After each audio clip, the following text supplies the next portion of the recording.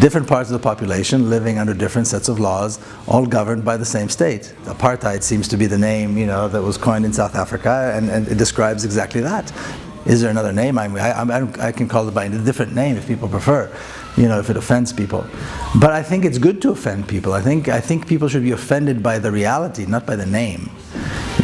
People say that also are offended when Israel's actions are described as genocide.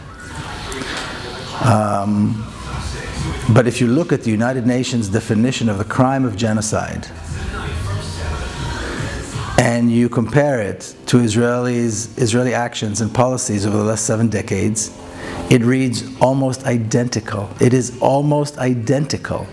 So not to call it genocide is offensive. Not to call what Israel has done, not to call what the Palestinians are living through genocide, that is what is offensive. To try to mask it, to try to hide it, to try to argue over the word, whether it's this or that is what should be offensive, not the word itself. But who created this reality?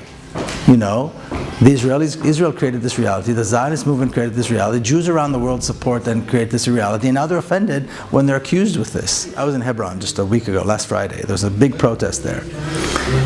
Open Juhada Street with Youth Against Settlements, and it's also the 23rd, I believe, anniversary of the massacre in the Ibrahimi Mosque. And when you see the soldiers, and when you see the border guards, and when you see the police, that is offensive.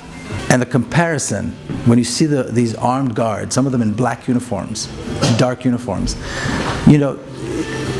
visions of World War II, visions of Nazi Germany come up, involuntarily. You can't help it. So they get offended when they're compared to Nazis and other oppressive and genocidal regimes. Well, if you're offended by it, don't do it. They're offended by the name. Well, they should be offended because what they're doing is offensive.